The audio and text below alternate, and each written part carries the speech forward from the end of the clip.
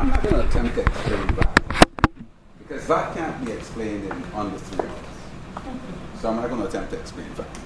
But what we're going to do, though, is we're going to talk about VAT. I'm going to probably encourage you to tell me what your issues are with regard to VAT. We're going to talk about VAT, and we're going to talk about taxation in a very general sense. Because there have been a number of questions that have been raised with regard to VAT. Why VAT? Why not something else? Why did we introduce it in the first place? Why only now? There are all kinds of questions that have been raised. So we're going to look at VAT in a very holistic way, as opposed to focusing in on understanding what VAT is. Now, we've all experienced VAT, and I can easily say that, like me, you have to deal with that. So 7.5% really was not much. I mean, there were all kinds of predictions of doom and gloom, riots in the streets, etc. None of it is materialized. We didn't expect it to materialize in any way. I think a lot of it was caused by a lack of knowledge, a lack of understanding as to what we were trying to accomplish, and then some people used it for scare money. There are not lots of persons, entrepreneurs. I hope there are none within the ranks here, who used it as an opportunity to increase their profit margins. And it was done because people did not have an understanding. But I think that a lot of persons who attempted to do that have found that the pushback has been dramatic, to the extent where they've had to rethink their entire pricing structure. Now, I'm seeing this every day. If you look at prices, for example, Solomon's, Cost-Right, and some of the other places, you could see where prices have started to stabilize. There was a massive increase in prices, all right, initially on the introduction of VAT. And because of competitive forces, you've seen those prices start to fall, all right, and settle at a level that was more realistic and more in keeping with what was being done. I realized it because I know that immediately after the introduction of VAT, for example, soy milk, which I happen to use, I saw the price of soy milk actually shoot through the roof. It went to over $6, $6.30, $6.40 a box. It's back down now to $5.69, which is where it was hovering, around the time before VAT. So we've seen that happen. I've seen, for example, in some instances, some merchants have gotten really smart, where they were, there's a particular store that I know of, I happen to know the owner, and they were doing tuna fish for 99 cents a can prior to VAT. And what she did was, in recognizing that tuna fish was a staple, she opted not to increase the price because of VAT, and she absorbed the cost of VAT. What she's telling me now is that she can't keep tuna fish on the shelf. She's selling cases upon cases of tuna fish. So what she lost on the swing, she gained on the roundabout. So, there's a lot of little, and I'm seeing it, somebody the other day had a very interesting ad in the newspaper where they were calling it tax-free day. So now you're beginning to see that as merchants have become used to the idea, they're finding innovative ways of using VAT, all right, as a method of stimulating, as a methodology with regard to their stimulating sales. And I think that this is what we've got to think about as persons who are now getting into business, or who are in business. There are times that we don't grasp opportunities. We see everything in a negative light as opposed to actually looking at it and saying, what does this afford me the opportunity to do? I still cannot get it through, and this is something that's really very, very positive. There are still a number of persons who refer to VAT, and now I'm talking about business persons, who refer to VAT as a cost to them. I don't know where they got that from. I don't know how they can do that. If they're looking at their books, how could they possibly see VAT as a cost to them? All of the lectures I did with VAT, I would start off by saying that VAT has absolutely nothing to do with business costs. People look at me totally dumbfounded I've had attorneys sit there and look at me and say, Keith, you've got to be crazy. How could you say that? It's not a business law. VAT is not a cost of business. VAT is a consumer tax. That's what it is. It's paid by you and me or anybody who consumes whatever goods or services the person is offering. That's what it is. All that happens is that the business is used as a conduit through which the tax is collected. That's all that happens. Because of that, some persons are saying, well, I don't need to register for VAT because I don't make $100,000. Now, there are a couple of fallacies involved in that particular statement. A, I don't make $100,000. Nothing in the VAT Act says that you must make $100,000 before you get registered for VAT.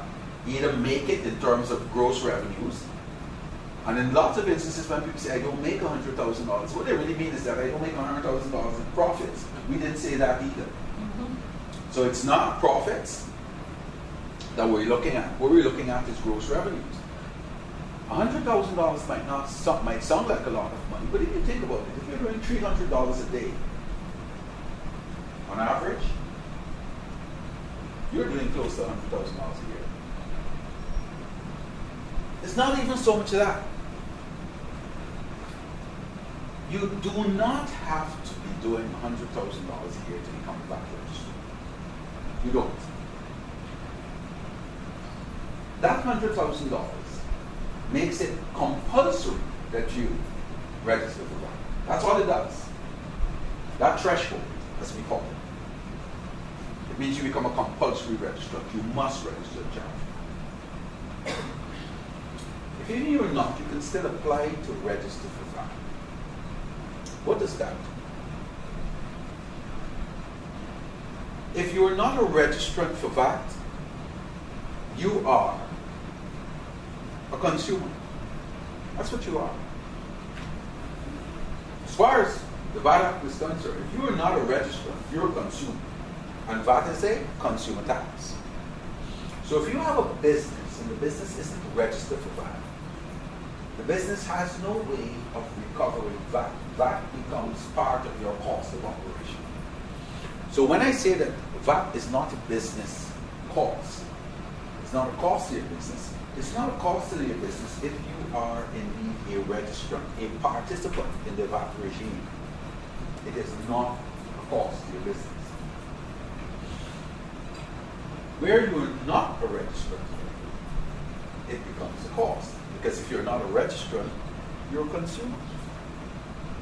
See, the VAT Act then doesn't distinguish between a person and a business.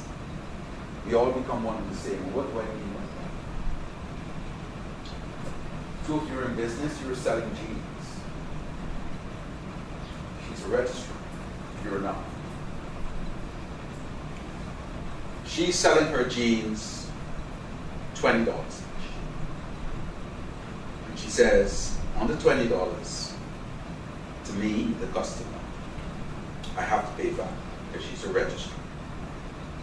So the total cost to me is $20 plus $1.50, $21.50. VAT inclusive. That's her price. You're selling the same pair of jeans.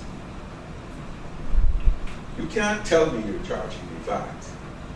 But you bought the jeans the same place, you imported the jeans, you paid the same amount of duty, you paid the same amount of everything to get the jeans here.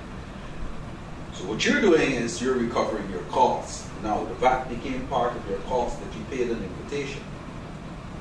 Because you see, when you brought it in, and you told customs, you both said to customs, I paid $10 for the jeans. Customs said to her, could I get 75 cents? And they said the same thing to you, could I get 75 cents? Yes. So you paid the 75 cents. You're now marking your jeans up. You mark your jeans up 100%. So you're going to sell your jeans for $21.50. She paid $10.75. So she said, okay, the same thing you paid. She said, you know what? I'm not going to worry about that 75 cents. Put that aside. My jeans is $10. Because you see, I'm a registrant. So I'm going to mark my jeans up the the same thing, 100%, so it's now $20, yes? What does she ask me? $21.50, because that's what I'm paying. All right? So nobody has an advantage at that stage. Agreed? You're selling it for $21.50, she's selling it for $21.50. The only difference is she's a registrant and you're not.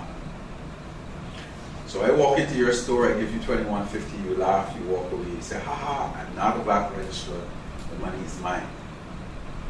You paid $10.75, you've collected $10.75, you're okay. You've made your profit. I pay her the same $21.50. She says, oh, I only made $10. $10 is mine, and the rest of it belongs to the government. She's collected $1.50. But before she pays over the $1.50, she says, oh, by the way, I paid 75 cents in VAT when I imported the item. So I want my 75 cents back. I'll take my 75 cents back and I'll pay the government 75 cents. How much did she make? $10.75. So did you. Now here's the cracker. At the end of the month, you're both in the same building. You get your rent. The rent is $300. But because it's commercial rent, you have to pay VAT on it. So, your VAT on that is 7.5% of $300, which is what? $22.50. She gets her rent as well. She's paying VAT as well, $22.50. Ah. By the way, you just got your electricity bill. And because you've air-conditioned the place, and so has she, your electricity bill is now another $400, which includes probably $30 of VAT. So does she. She pays hers, you pay the yours. So she's got $20 in VAT on the rent, $30 in VAT on the power bill. Oh, by the way, you both have to pay license fees. Oops. VAT on that as well. So the license fees is $500. That's another $35, $40 in VAT. So far, you've got $20 in VAT on your rent, $30 in VAT on your power bill, $30 in VAT on your license fee. Now, that's $80 in VAT. You see, you were laughing before, but right now, you're going to have to eat that VAT because you have to register that you're a consumer. She is a registrant. So she now says, wait a minute here. I paid out $80 in VAT. I want my money back. So not only am I going to get back the 75 cents, I'm taking the 75 cents from the $1.50 on the sales. The 75 cents I'm supposed to pay to the government, I'm not paying them that either because I've paid out more VAT than I've collected. So not only does she keep the 75 cents, she then turns around and says, oh, by the way, that $80 worth of VAT, could I have it back, please? She ends up with what we call a VAT credit. And she carries that to the following month.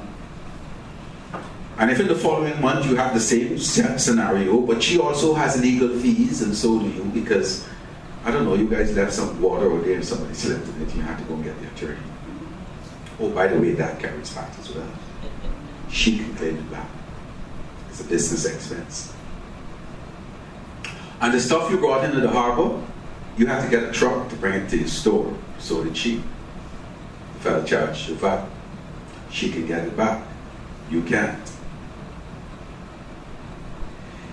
See, and that's why I'm concerned when you hear people say, well, I don't need to be registered for VAT.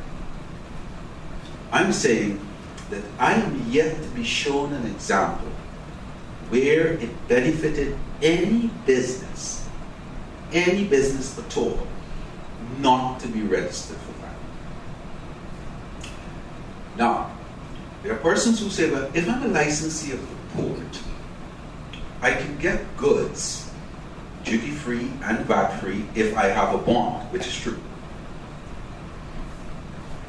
You can get goods duty-free and VAT-free, conditionally duty-free and VAT-free, once they're used in the furtherance of your business activity. It's important that I tell you that. So don't go and buy a bonded kettle if your business is selling jeans, because eventually they'll make you pay it back, right? But the thing is this, you see, that only impacts goods, it doesn't impact services. So all of the services, just as in your case, and if you're bonded and she's bonded, it really makes no difference. She's a registrant, so she's going to get the same privileges you get with regard to buying material. So if you've got to do repairs on the building, let's say you're renting rent as is, yes? So you've got to do repairs in the building. So you go to Kelly's, you buy your stuff, you get it bonded, so does she. Here's the kicker though. The guy who comes to repair your building charges you VAT. You can't get it back. She could. You see, and so that's what I'm saying. I'm yet to find a situation where it is advantageous for any business, regardless of your size, regardless of your turnover. For any business to have an advantage from non-registration. What else are we looking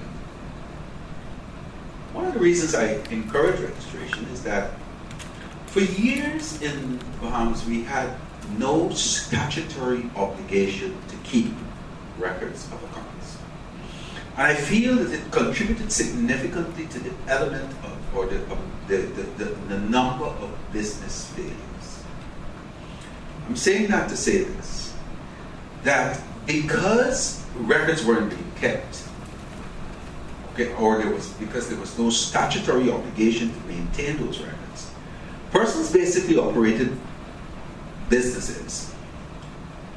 We alluded to it, or we referred to it as operating a business off the back of a cigarette pack. Basically, as far as they were concerned, I made money this week, so I paid whatever. I paid my employee and I could go and spend the rest in Lauderdale or wherever. Only to find that for the purpose of expansion and for the purpose of raising capital, whoever they go to, whether it's the bank or an insurance company or whoever, will say to them, look, could I see the last 5 years or 3 years of your financial statements? And I also need another 3 years of projection, etc. And they'll walk into an accounting firm and bring a box of paper and look at you and say, I want a loan, but the bank says I need financial statements. How much are you going to charge me? And you either give them a ridiculous sum or you tell them to go do it themselves. What VAT does, and one of the requirements for the purpose of registration, is that A, you must have a place of business. But most importantly, in other words, we were saying is you must carry on what we call a taxable activity. Right? You just cannot apply for registration and we say, okay, fine, we'll register you. You have no place of business. You don't carry on a business activity or anything of that nature. But one of the requirements is that you maintain proper books of accounts. And the Act specifically details what those books are or what those records are that you must maintain. It didn't say sophisticated records. Nowhere in the legislation does it say the records must be sophisticated.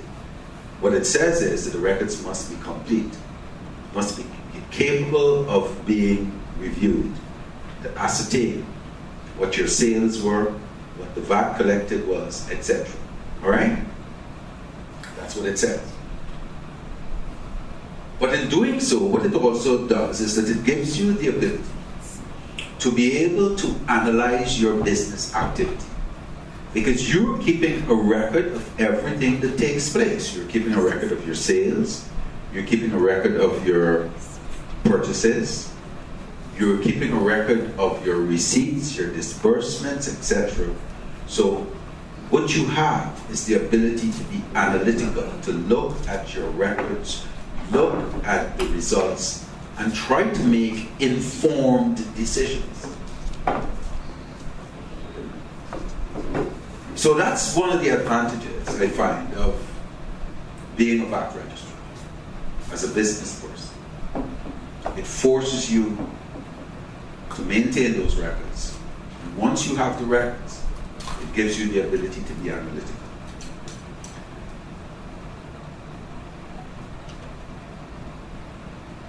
Some people ask me, well, we've introduced VAT 1st of January.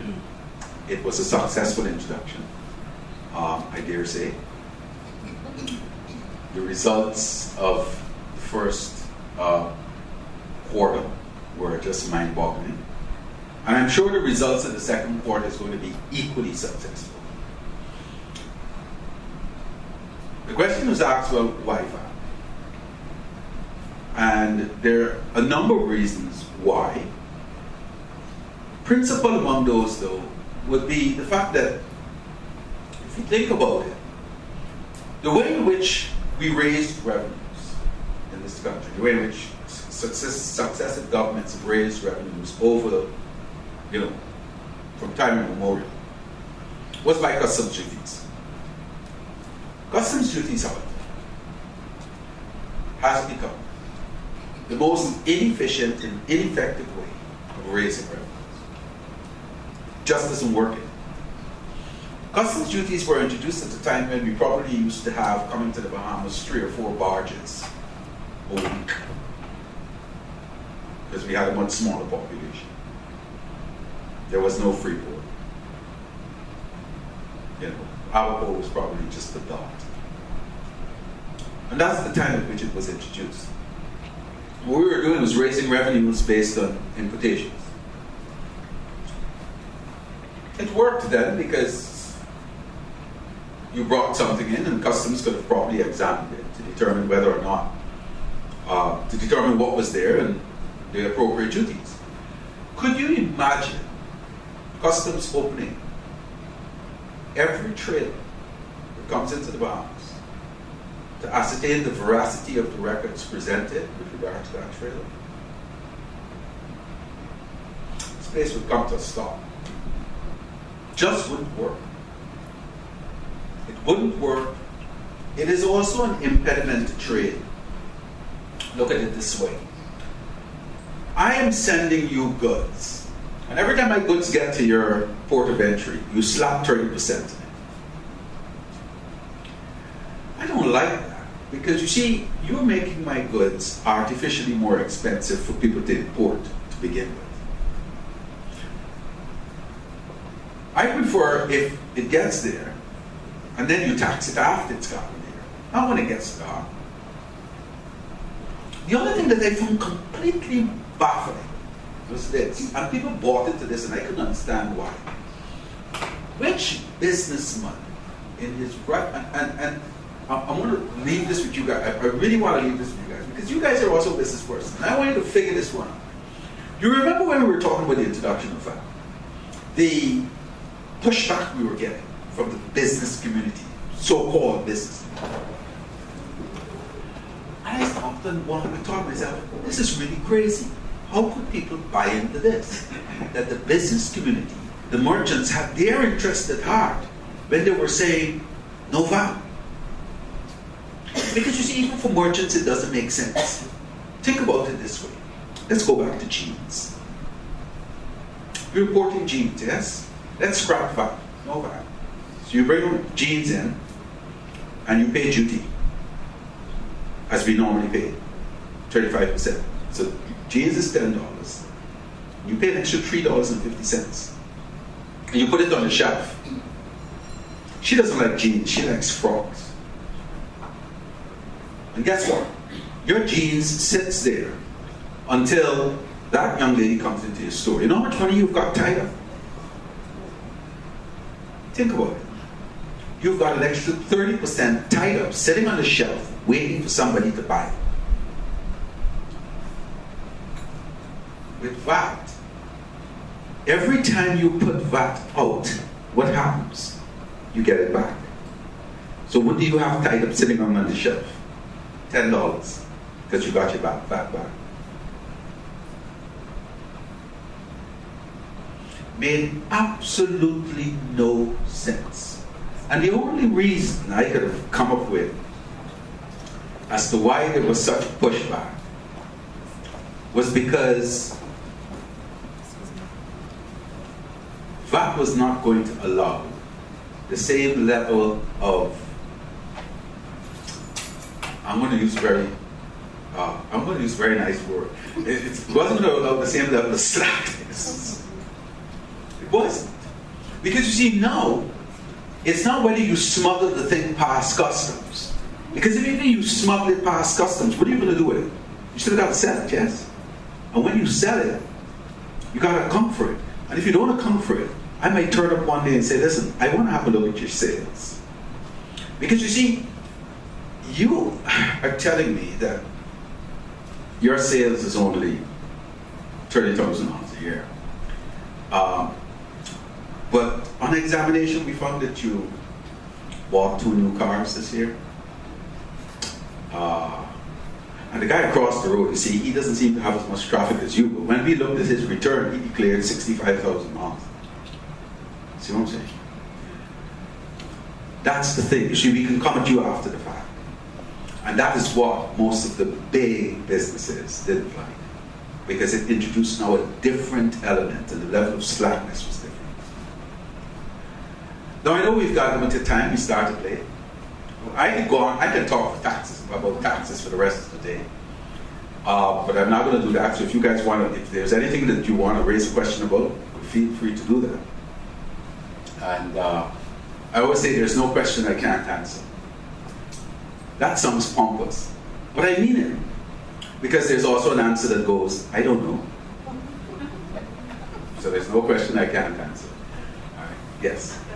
With the implementation of that, is it then to assume, is it safe to assume that the government is moving towards eliminating import duties? Yes. Okay. Yes, that's a safe assumption. Because the world is moving that way. Do you notice that when you travel to the United States, for example, what does customs do? They check for contraband. Most places you go right now, that's the function of customs. Basically, it's border protection. Very few places, I can't think of anywhere else really that uses customs duty or tariffs as a principal form of raising revenue. All right, it's an impediment to trade. Nobody likes it. It is. Being a small business owner, I think the struggle with that, for me, has been the VAT processes in clearing your goods.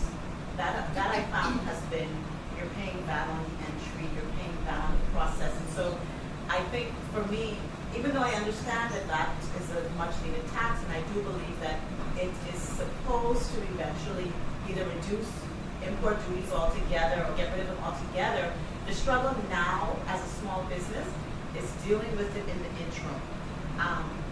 The smaller the shipment I bring in, the more duty and fees that I end up paying. And being a small business, I'm not going to be bringing in $10,000 worth of goods at a time. So I find that has been the struggle. I think that's where a lot of the contention comes from, because most of us are small businesses. And I think that's what gets me. My first VAT invoice, I kind of sat down after looking at it, because after I looked at the import duties and the VAT fees attached to it, my cost wasn't, in my mind, my cost would be an additional 7.5%. That's it. But with all of the new implementation and the new processes and customs, that I can no longer clear it, that I have to get a broker, and then the broker has to put it on an entry, and then it has to have this many lines, and then, for example, just what you say, it goes from being able to clear your stuff in one day and getting it in your store and trying to sell it, to taking upwards of a week, paying additional fees, and then you sit back and think, I understand it's for the betterment, but in the interim, I don't feel the government has done a good enough job. I don't know anyone here has a small business, but over the last 2 months, Customs has implemented about 4 different new fees that you have to pay, or a different process that we're also paying VAT on. So it went from my t-shirts being separated from my linens, from my jeans being separated from my shorts. So where my entry went from $35 from entry, it went to $35 initial fee and $2 each additional line, because customs is now requiring them to separate every item, and you're sitting there thinking, okay, what's the best way to do this? And then you then call your vendors and say, could you itemize the invoice differently? And I actually had a vendor who wrote me an email who said, I don't know what is going on in the Bahamas, but this new taxation is creating a problem, and we're no longer going to amend our processes to accommodate you. You're either going to purchase the items the way we prepared the invoice or not. I brought in goods. It didn't have my exact location in Freeport on the address because I use a freight forwarder. Customs says we can't process this. It can't go on the entry. We can't release your goods. You have to get your vendor to put your local address. I called the vendor says, your order gets placed in New York. It gets shipped from Ohio. We have nothing to do with that division of it. And so it took me 3 weeks to get a $700 on a customs after I wrote a letter to the comptroller in Nassau and explained that my vendor will not change it because my license has a different address. And I'm sitting there thinking, how could they possibly think this is beneficial to a small business owner? And by the time I get it in the store 3 weeks later, a $700 order cost me $500 in change. Wow. Landed. I understand that. And I am so sympathetic. And like you, I'm looking forward to the day when customs duties are completely illegal. See the point I'm making? You made my point. And that is this. You made my point for me, and that is this. That the administration of tariffs is cumbersome. And I've said this over and over again. I would gladly pay 20% VAT and eliminate customs duties across the board. Gladly pay. So then I ask you, why then, if we're looking towards eliminating customs duties, why then continuance of because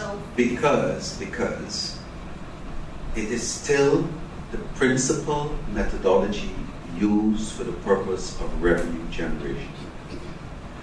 VAT has been introduced. We've introduced it at 7.5%. I can only assume that it's the lowest rate that I know of anywhere. All right, anywhere. I just saw in Greece, as part of their austerity measures, their VAT has now gone up to 23% or something like that. I think in the UK it's 20% or 17%. Some places in Canada it's 20%, etc. Throughout the Caribbean, I think the lowest we're looking at is outside of us would probably be, I think somewhere has it at 12.5. So we're very low. And I think what the idea was to introduce it at a rate that we were comfortable with and gave us an opportunity to work out the kinks. It's only 6 months old. I'm looking forward to when it's 6 years old and when it's probably 20%, but I'm not paying any duties. I just don't believe in duties, in tariffs. Yeah. Before they implemented that, there was the Customs Management Act that was supposed to bring down a lot of the fees in customs. No, it wasn't that. The idea that was touted originally, and it was indeed followed through on, because was that with the introduction of VAT, the tariffs were going to come down on a number of items. And if you look at it, the tariffs did indeed come down on a wide range of items with the introduction of VAT.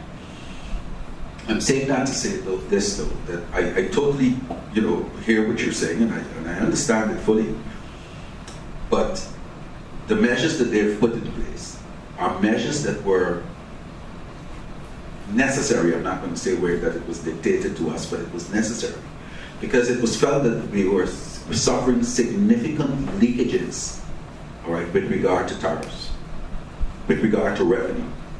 And until such time as we completely eliminate tariffs as a principal method by which the government raises its revenue, we're going to have to put up with that. I totally agree with you.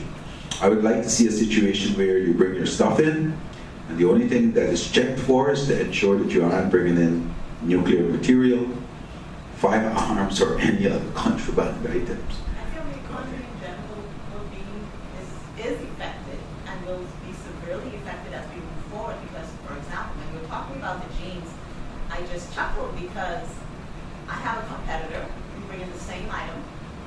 They are not, I know we're in the same business. I know if I'm making more than 100,000, you're making more than 100,000, particularly because your turnover rate is a lot faster than mine. And I sit back and I think, I'm buying an item for $10, I'm selling it for $25, you're selling it for $20, and I'm selling it at $25, still taking a loss after paying all of my taxes or whatever else. And I'm sitting there thinking, I'm on the verge of considering closing because a customer is not going to come to me and spend $25 on an item that they can buy for $20. Not only that, just like you say, my $25 is going to stay on my shelf. Yeah, but you see, the thing is that, bear this in mind, that is happening for one reason, on one reason only. And that is that person is managing to get the items to their shelf significantly cheaper than you. And it's only because, and I don't know who it is, and I'm not trying to cast aspersions, it's only because, look, let me put it bluntly, all right? They ain't paying customs where they're supposed to. That's it. All right? And that's why I'm saying that that's why it's a system that is not fair. It's not fair. It's not equitable. If we remove it completely, then the playing field is leveled. You import your stuff, once you buy it properly, and the other person does, that's it. The revenue is collected at the point of sale. All right? In addition to which, think of this. Think of how much more your offering could improve. If you take your inventory right now and calculate the amount of duty that is sitting there, if you didn't have that tied up in duty, think of how much more you could offer in terms of variety, okay, to your customer base. I think about it every day. Yeah. That's the reason I'm at the seminar. Okay, so I'm saying to you that I fully understand your argument, and you're making the argument that, you know, I'm one of those persons who believe in market-driven type forces. I like that. So, and then there's the persons who are more socialist in their leaning that would say to me, Keith, no, come on, man, you've got to regulate things, otherwise the big boys crush the little boy. Nonsense. The big boys crush the little boys anyway because they can thief more than you can. All right, so that's just a reality. It's just a reality. Yes, sir. I remember before VAT was implemented, there was a talk about eliminating customs duty, right? My only thing with that is, okay, you know, being with people about bargains. If you're telling me no customs duty, I think it would affect the small business persons because I can go Fort Lauderdale because when I come to customs, I get charged for more. So if she's selling her bar soap for $3, I can go to the States and get it for $150. You understand what I'm saying? And when I bring it back, I'm not getting taxed. So my thing is, I feel that in a way because I feel like the payments beside the thing, she's too expensive. I rather go to Fort Lauderdale, even though generally the cost is still more because they got to pay hotel car, they ain't worried about all that. Yeah. But they thinking that I can get that bar so cheaper, whereas buying it locally. Not really. Now Okay. I would suggest if you eliminate it for business persons only, and when the humans come in, they still got to pay. I hear what you're saying, but let me tell you where that argument probably is not entirely true. Relatively, you're looking at the same thing. In other words, if there's no cheating involved, okay? In fact, I would argue that right now, there is more an incentive for me to go and buy stuff in the States than there is if the duties were eliminated. This is why. When I go to buy stuff in the States, and I pay $800 for a suit, I'm coming back into customs. Hey, come on. I mean, I don't want, I'm not admitting anything. I'm just using this as an And it's like, well, I was away for the weekend. How much you spend? Nothing. Yeah, okay. But I've got 4 suits in my suit bag. Now everybody knows I wear a suit, so I probably went away on a business. And I took my suits.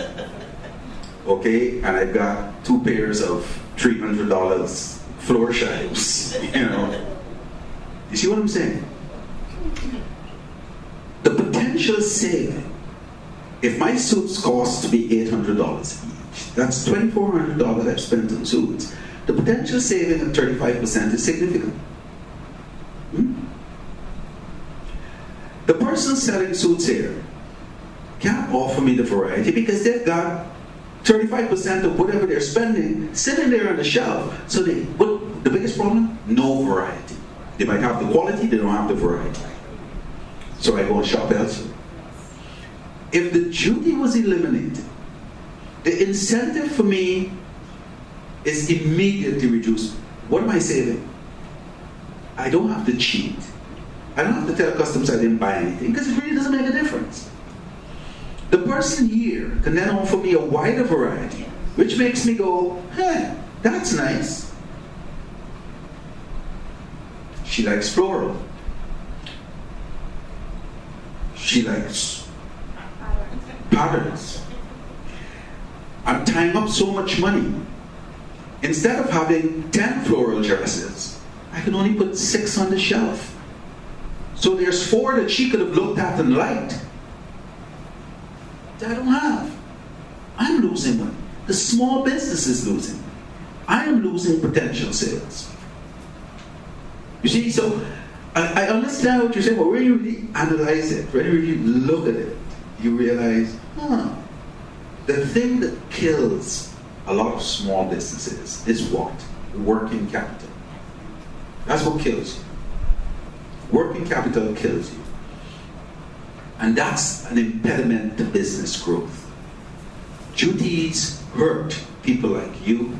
It hurts all of us as small business persons. Because you're not talking about, look, the items where you probably pay 5 or 10% duty is not a big deal. Well, it still is a big deal. It's 5% or 10%, you could be doing something else with it.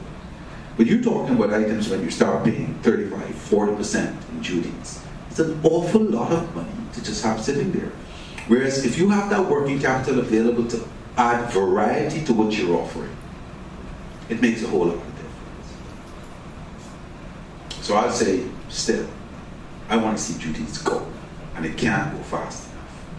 Give me 20% VAT, man, I'll pay 25% VAT. Get rid of duties altogether. Duties, fees, etc., get rid of it. Just open it. Just look, you order what you want to, bring in what you want to. When you sell it, we'll get the money. When did they plan to raise VAT to what? I am in no better position to answer that question than you are. Because if I do, I'll be crystal ball gazing. Well, let me look into my crystal ball. The answer to that question, I don't know. I told you we were going to get one of those. I don't know, but if I were to guess, I'm going to say this, that I think we'll probably see 7.5% and the whole VAT regime probably given a year to 2 years to settle down. Look, there are a lot of things we haven't dealt with as yet. We're constantly working on stuff. All right, we've just had the first amendment to the Act, which makes real estate VATable. And I should mention that to you guys before this is finished today. When the Act was introduced in January, real estate transactions were exempt. As of 1st of July, real estate transactions over $100,000 is VATable. Prior to now, you paid, I think, 10% stamp duty for the most part. It's now been split. You're paying 7.5% VAT, 2.5% stamp duty. See what I'm trying to tell you? We're trying to do? Eliminate most of the other types. All right, so it's still 10%, but it's 7.5% VAT, 2.5% stamp tax on property over $100,000. Okay, So that comes into effect, This came into is effect. property already owned or property? you're Doesn't matter, going to it's just purchase? real estate. It doesn't matter who owns it. That's what it is. It doesn't matter once the value is over $100,000. Okay? But I'm saying that to say there's still a lot of work to be done. So I would anticipate that this is going to be a process of maturity. This system has to mature. We have to tie it down.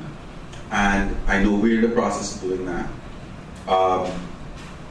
And I guess that's why I'm still there, because, although, it was implementation, it still is implementation. It's still, there's still a project element to it.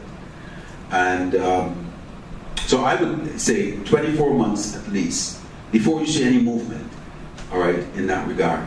I could be wrong, all right, but I'm saying 24 months. And then I think you're going to see successive increases. But every time it's increased, you're going to see duties coming down until eventually duties go. So our collection of VAT is supposed to be used to bring down our loans or our debt. So are we ever going to see how much VAT has been collected, how it's been used towards the purpose it was collected for, and how that is now going down? Very good question. Just let me reiterate something. I'm a taxation expert. I can tell you how to raise money. That's all I do. How it's spent and where it's spent, I don't get involved in that. So I'm just basically going to say to you that, the purpose of the exercise, or the purpose of my involvement, and most of us in the VAT unit, is basically to introduce VAT, to ensure that it's functioning, to ensure that that it's put in place and it's doing what it's supposed to do. The way in which the revenues are used is a political decision. And how will we find this information out? What information? That you just said. Oh, you mean I would suggest that you call your local representative and every 5 years, when people come knocking on your door, you say, could you bring me please a piece of paper that tells me how the money was spent? And until I'm satisfied it was spent in the way in which I wanted it to be spent, don't come back here. So I'm saying that to say, I'm not being facetious. So that's basically what it is, and it's a good question, but the only thing I can say to answer to that is say it's up to each and every one of us as Bahamians individually, all right, to ask those questions of our representatives, all right. As far as the actual administration of VAT is concerned, yes, I can answer that element a little bit. Outside of that, yes. A question I always want to ask, how involved is the VAT project in price control? There's no involvement. The two things are absolutely separate. And this question was raised before, and I'm glad you raised it because I know a number of people were concerned about it. The question was asked, what does VAT have to do with, or why is VAT being applied to price control items or to what we call breadbasket items? You pay duty on all of those for the most part. And there is no differentiation as far as VAT is concerned. None. Now, I'm going to do this very quickly as an exercise. I like doing these things because I like those questions. They're such fun. Because people said to me, listen, Keith, you guys are so low, man. Why don't you give poor people a break? Y'all need to give poor people a break. So I said, okay, fine, no problem. I called the financial secretary and said, hey, let's give poor people a break. I don't like the idea. He says, well, why not? I said, well, somebody said, God must have loved the ordinary man for he made so many of them. And the only thing I recognize is that poor people are always going to be around us. So let's do something about it. Okay. So here's what's going to happen. Why I keep picking on the truth? I know. So excuse me. this is what's going to happen. We're going to help out poor people, okay? Bad basket item. What are we going to choose? Let's choose meat. But he needs to eat meat, right? Okay, it's good for you. Everybody's so this is what's going to happen. See, these two lovely ladies, one of them is a real poor woman, and the next one is married to my brother. Hi, sister. She makes $200,000 a year. He makes $250,000 a year, and they have one child, little Johnny. All right, my dear friend. She's married to my very distant first cousin. Well, no, you see, they used to be married, but because she's got 4 children, he's one of the 3 child fathers. She makes $250 a week, all right? And she's got to feed the 4 of them. All right, she's got little Johnny, she's got Joey. They were born on the same day. They both have a 4th birthday party. So they're going out shopping for the 4th birthday party. She got her $250 this week, all right? And one of the baby daddies dropped off an extra $50. So she wanted to have a little party. So she goes to the food store. What does she do? She probably buys some hot dogs, what have you, you know what I mean? Because, hey, Johnny's doing well, you know, you want to encourage him, so she buys some hot dogs, stuff like that. She spends, what, $40? $40 on meat. Hot dogs, beef patty. Don't worry, the beef patty is the ones that, you know, ain't no name brand thing there. They got more fat filled than anything else. So the poor little children eating fat.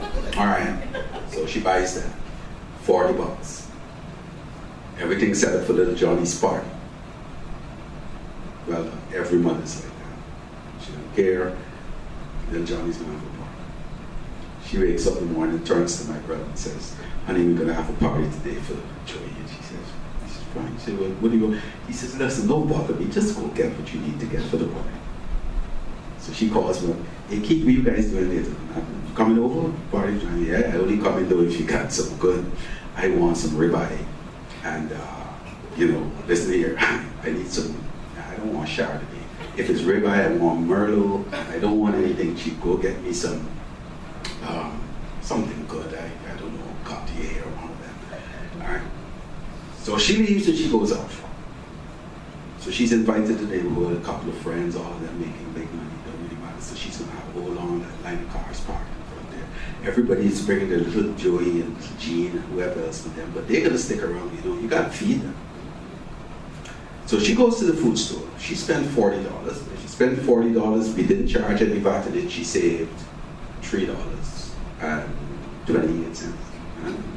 That's the VAT she would have paid. Okay. So she goes to the food store. When she's leaving Windy or Solomon's now, she's got a rack of lamb, some ribeye steak. Or those beef patties she bought is hornet. There you go. Okay? And of course she isn't finished there, you know what I mean? She spent $400, tipped the bag boy $10. Load up the car. Then she left the food store, she bought 2 packs of Kool-Aid, so she ain't going nowhere else. She left the food store, she stopped by the liquor store. But let's try and help poor people here. So we've helped her out. She saved $3 and whatever cents on the meats. She spent $400 on the meats. What did she save? 7.5% of $400. Not only that, her son goes to private school. Her kids go to public school. So we've just given her a break of $3 and some cents. But she's gotten a break of $40. She needs it less than she does. So, doesn't it make sense if we do this? VAT everybody. Do a ways and means testing her. I know that she can't pay because she's probably getting help from social services. So I give her back her $3 and some cents. But I collected $40 from her. So net, I've collected $37. That's going to fix the roof of the school that her kids go to. Because you see, the school that her kid goes to, they don't need money to fix the roof. They're going to rebuild a whole new school.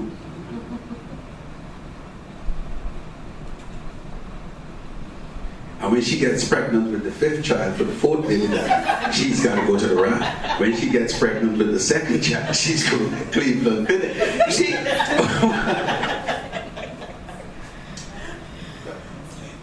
You know, and that's what I mean.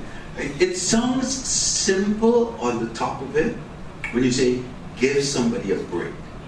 But when I give one person a break, I'm giving the person who could most afford it and least needs it. She's getting a break too.